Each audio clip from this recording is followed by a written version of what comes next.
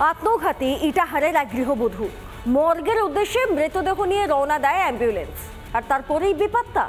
প্রায় 3 ঘন্টা পর রায়গঞ্জ মেডিকেলে অ্যাম্বুলেন্সটি আসতেই চালকের কলার ধরে বেধড়ক মার নিহতের পরিবারের।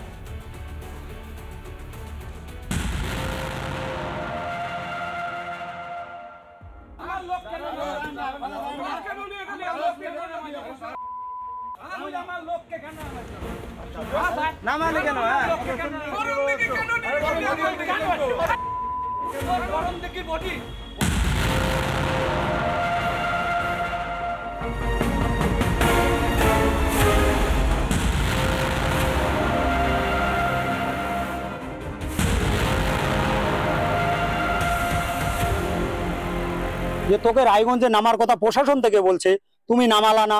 আমার যেটা লোক বসেছিল সে ডেটের সঙ্গে, সেই লোকটাকে তুমি অর্ধেক রাস্তাতে নামিয়ে দিয়ে তুমি ডেটকে 3 ঘন্টা কোথায় রাখলা? জবাব দিতে হবে। 3 ঘন্টা পরে আসছে, সেটা এখন আমার তো এখন অনেক কিছু মনে আসছে, কিছু ঘটনা ঘটতে পারে, ঘটাইছে। আমি করণ দিয়ে চলে গেলাম, করণ দিয়ে থানায় কল হয়েছিল, ওখানে বডি নিয়ে এসেছি এবং আমার গাড়িতে 2টো বডি আছে, ঠিক আছে, 2টো বডি আছে। এতে অন্য কিছু কোনো ব্যাপার নেই, যেহেতু কল হয়েছিল মালিক পক্ষ বলেছিল যেতে, তাই গিয়েছি।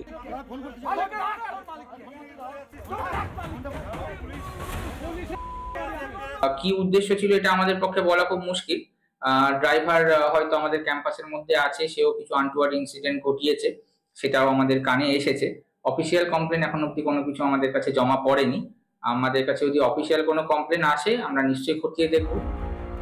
মৃতদেহ নিয়ে 3 ঘন্টার জন্য কোথায় উধাও হয়ে গিয়েছিল অ্যাম্বুলেন্সটি, যদিও এ বিষয়ে কোনো লিখিত অভিযোগ জমা পড়েনি।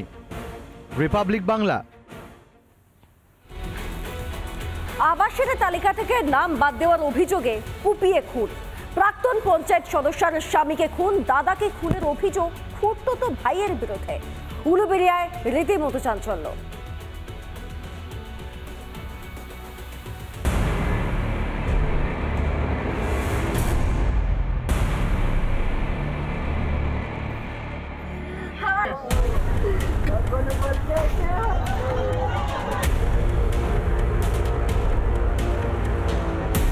আবাসের তালিকা থেকে বাদ পড়েছিল বিকাশ পণ্ডিতের নাম বাদ যাওয়ায় বিকাশের দাদা বছর 54 সমীরণ পণ্ডিতকে কুপিয়ে খুনের অভিযোগ বিকাশ ও তার দলবলের বিরুদ্ধে।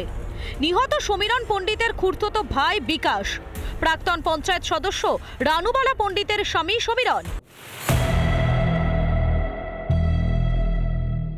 যে মাচা, বিকাশ পণ্ডিতের যে মাচা, এই মাচাতে বসেছিলেন এবং তখন সমীর পণ্ডিত ওস্তাকারের বাড়ি থেকে এই রাস্তা ধরে কাজ নিয়ে আসছিলেন। সেই সময় আচমকাই ঠিক এই জায়গায় তাকে রক্তাক্ত অবস্থায় তাকে মারধর করা হয় এবং তাকে টেনে হিজড়ে ঠিক এই জায়গায় তাকে মারা হয় এবং এখানে এখনো পর্যন্ত রক্ত পড়ে রয়েছে। তারপরে একবার ডিউটি যাচ্ছিল, সরকারি ডিউটি, ওই সুপিজদ্দির ঘরের কাছে, ওখানে একবার মেরেছিল, কুপিয়েছিল, রক্ত ওই বিকাশই কুপিয়েছিল। কিন্তু কোনো পুলিশের কোনো রিয়াকশন নেই, কোনো কেসও নেই। হ্যাঁ, মঞ্চন ওকে হয়তো বাহবা দিয়েছে। যে বা যারা এই ঘটনা ঘটিয়েছে, আমরা চাই তাদের শাস্তি হোক, তারা যেন এ থেকে যেন না মুক্তি পায়। পারিবারিক গোষ্ঠীদ্বন্দ্বের জোরেই এইটা হয়েছে, বৈষয়িক ব্যাপারটা হতে পারে। খুনের ঘটনায় আটক নিহত সমীরণ মণ্ডলের ভাইপো স্বপন পণ্ডিত, বাপ্পা পাতলা, প্রভাত পাতলা। এই বিকাশ পণ্ডিতের যে দলবল, তারা কতটা প্রভাবশালী হয়ে দাঁড়িয়েছে এই এলাকায়। বিভিন্ন সময় তার বিরুদ্ধে একাধিক অভিযোগ থাকলেও থানা থেকে কোনো রকম তার বিরুদ্ধে অ্যাকশান নেওয়া হয় না, কারণ তিনি প্রভাবশালী বলেই তার পিছনে কারোর মদত থাকতে পারে, এরকমটাই জানা যাচ্ছে সূত্র মারফত। তবে এই ঘটনা আগামী দিনে আরও বড় মোড় নিতে পারে, এরকমটাই জানা যাচ্ছে। হাওড়ার উলুবেড়িয়া থেকে প্রসেনজিৎ অধিকারী রিপোর্ট, রিপাবলিক বাংলা। এদিকে মুর্শিদাবাদে সরকারি প্রকল্পের নামে তোলাবাজি, প্রকল্পের সুবিধা পাইয়ে দেওয়ার নামে এলাকাবাসীদের থেকে টাকা তোলার অভিযোগ। অভিযুক্ত প্রৌঢ়কে আটকে পুলিশের হাতে তুলে দেয় স্থানীয়রা।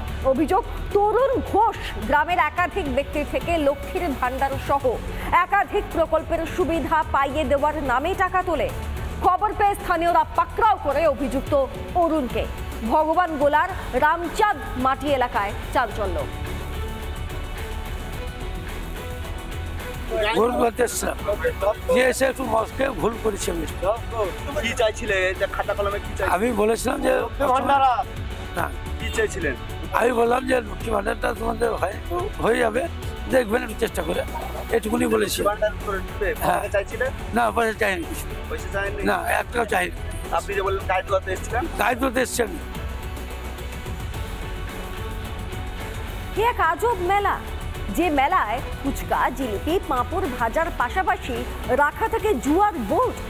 আর শুধু পুরুষরা নয়, এই মেলায় অংশ নেন বাড়ির মেয়ে বউরাও।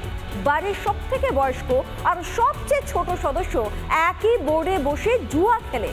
বছরের এই একদিনই সকাল থেকে সন্ধ্যা পর্যন্ত চলে এই আজব মেলা।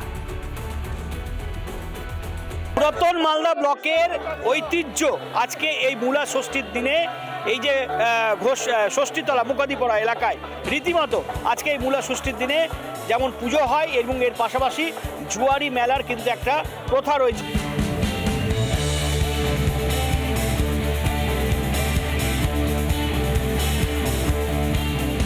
চাকা ঘুরছে, কারো ভাগ্য ফিরছে, কারো নিভে যাচ্ছে আশার আলো। ব্যাংকক বা দুবাইয়ের ক্যাসিনো নয়, খাস বাংলায় প্রকাশ্যে জুয়ার আসর। ফি বছর আজব এই মেলা বসে পুরাতন মালদার মোকাতিপুরে। মূলা ষষ্ঠীর একটা দিনে জুয়া খেলতে ভিড় জমান আবাল বৃদ্ধ বনিতা। মেলায় নিরাপত্তায় মোতায়েন থাকে স্বয়ং পুলিশ। একবার খেলি কিন্তু লাক আমার ভালো থাকে না, আমার মেয়ের লাক ভালো থাকে, এবার তাই জন্য দিলাম, এবারও হেরে গেলাম, হেরেই যাই। আজব মেলার অমুক টানে পার্শ্ববর্তী জেলা থেকেও ভিড় জমান বহু মানুষ। টাইম এখানে আমিও পার্টিসিপেট করলাম, খুব ভালো লাগলো। কোনো সময় খেলিনি, আমাদের ওখানে কোনোদিনও হয় না এরকম। ফার্স্ট টাইম এখানে আসলাম, দেখলাম মেয়েরাও ওখানে খেলছে, তো ভালোই লাগলো। লেউরির মেলা বলে অবিখ্যাত এই মেলা। বিশেষ ধরনের মিষ্টান্ন লেউরি শুধু এই মেলাতেই পাওয়া যায়। এটাকে লেউরি মেলা বলা হয় যেহেতু এই মেলাতে লেউরি পাওয়া যায়। এই মেলার বিশেষত্ব হলো এটা যে এখানেই লেউরি পাওয়া যায়, অন্য কোথাও লেউরি পাওয়া যায় না। তুর্কি শাসনে মোকাতিপুর ছিল ঘন জঙ্গলে ভরা। লাগোয়া এলাকায় ছিল ষষ্ঠী দেবীর বেদি। এখানেই মহিলারা পুজো দিতেন আর পাহারায় থাকা পুরুষরা বাঁধতেন জুয়া খেলায়। পরে সেই খেলায় অংশ নিতে শুরু করেন মহিলারাও। মালদা থেকে দীপঙ্কর গোস্বামীর রিপোর্ট, রিপাবলিক বাংলা।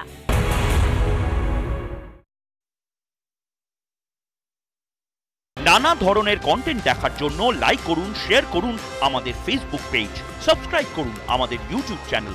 পাশাপাশি অন্যান্য ব্রেকিং নিউজের জন্য অবশ্যই চোখ রাখুন রিপাবলিক বাংলায়।